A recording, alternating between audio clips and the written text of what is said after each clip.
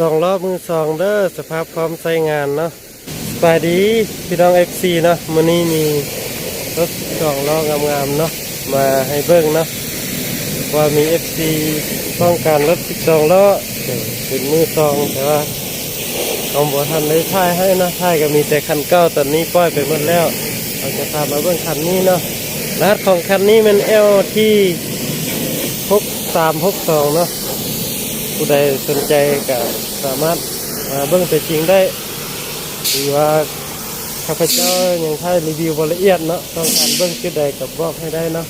รถนี้ถือว่าพร้อมใช้งานเลยไปเบิ่งนำกันสำหรับคันนี้เป็น12 ล้อปี 2017 เด้อสภาพการมีพร้อมใช้งานเลยเนาะ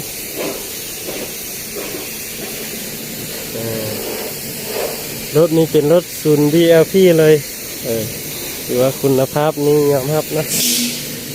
เอามาเบิ่งสภาพตัวจริงน้ำกันคันนี้จะบริหารได้ติดจักให้เบิ่งเด้อเนื่องจากว่าเราจะพามาเบิ่งรายละเอียดทางในนะตัวนี้คือสภาพจักเนาะโอ้ยเบิ่งค่อยแผนไปนะพอบางคลิปเขาถ่ายไว้นี่ FC เพิ่นก็โอ้ยถ่ายไว้โพดบ่ทันเบิ่งรายละเอียดนะเพราะว่าผู้ที่จะมาเบิ่งก็แน่นอนว่าบ่อยากเสียเวลาเนาะใช้เวลาเบิ่งคลิปดีๆก่อนเราจังค่อยมาก็ได้พี่น้องมันเสียเวลาเสียน้ำมันนะที่นู้นนี่บางลูกค้าก็อยู่ต่างแข่งมาไกลๆมาเบิ่งแล้วก็บ่พอใจก็ได้กลับละลากจังซั่นนะทางเฮาก็บ่อยากสนับสนุนปานใดเนาะเพราะมันก็เสียเวลามาแล้วก็อยากให้มันได้รถกลับไปเลยมื้อนี้เป็นวันที่22เด้อเฮาถ่ายตอนนี้มันวันที่22เดือน8ปี2022เนาะเพราะฉะนั้นเป็นวิดีโอที่ว่าถ่ายแต่จริงเลยบ่แม่นคือบางคันเนาะเราเคยเจอนะที่วัดท้ายเอาตั้งแต่ตอนยังหาก็ซื้อมาแล้วเขาตอนจะขายแล้วเอาฮุกที่วัดท้ายเก้าหันมาลงมันเป็นการบดีนะเป็นการตัวเยอะแต่ว่าลอกลวงกันนะเฮ็ดให้จำเงินจำยังแล้วมากะมาซื้อมาบ้านที่มาซื้อมาแล้วมันบ่คือตามปกนะพี่น้องแล้วตัวให้เขามัดจำแล้วก็มาก็จนได้เกิดเรื่องเกิดราวกันยังขึ้นเนาะพี่น้องลูกค้าหลายคนก็เคยมาปรึกษากันเยอะกันเลยคนเขาโพสน้ำเน็ตน้ำเฟซมันอย่างตั้งๆนะเป็นรูปงามแล้วก็มัดจำมันอย่างทั้งที่รูปถ่ายนั้นบ่แม่นตัวจริงเนาะเป็นรูปถ่ายตั้งแต่2-3 ปีหลังแล้วเอามาลงให้ดึงดูดความสนใจของเขานะว่าราคาถึกแต่ว่ารถงามที่แท้เป็นรูปเก่าเนาะตั้งแต่รถสมัยยังไม่แต่นั้นมันจะเป็นการบริเพราะฉะนั้นเราบอกไอเดอร์สำหรับลูกค้าที่ว่าเบื้องคลิปนี้ตอนนี้มันหาท่ายอยู่ที่วันที่22เดือน8 2022เนาะถ้าว่าท่านใดเห็นตามลังโดนไปแล้วก็ให้รับหูน้ำเนาะนี่คือสภาพยางกันยังไงคันนี้ถือว่าพร้อมใช้งานนะเป็นรถ12 ล้อปงใหญ่ยางกันใหญ่หรือว่ายังสภาพการก็จะประมาณนี้นะ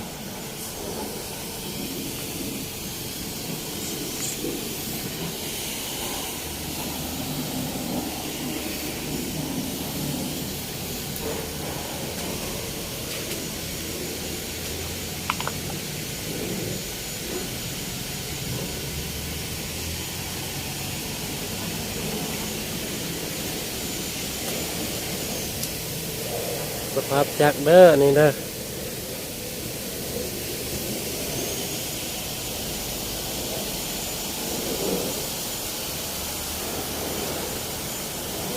นี่คือสภาพทางนอกเนาะ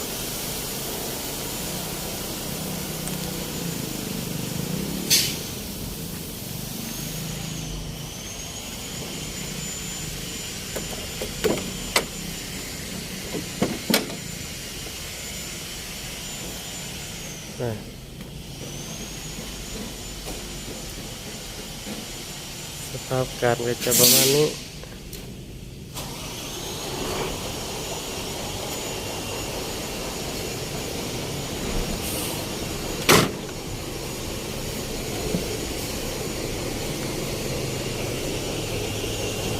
เดี๋ยวเราจะพาขึ้นไปเบื้องทางเทิงเนาะสภาพกันในห้องครับไปแบบเรียวๆเลย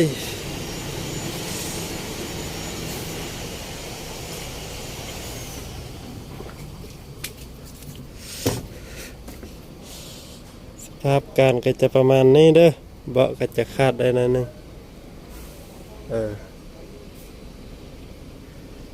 นี่บ่แน่ใจว่ายังได้หรือบ่นะมาเบิ่งตัวจริงมาเช็คเอา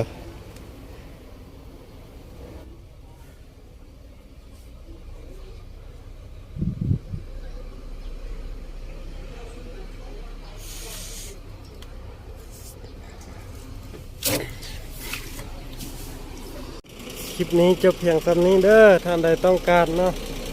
สามารถติดต่อมาได้ที่เพจราคาเซ็นเตอร์หรือว่า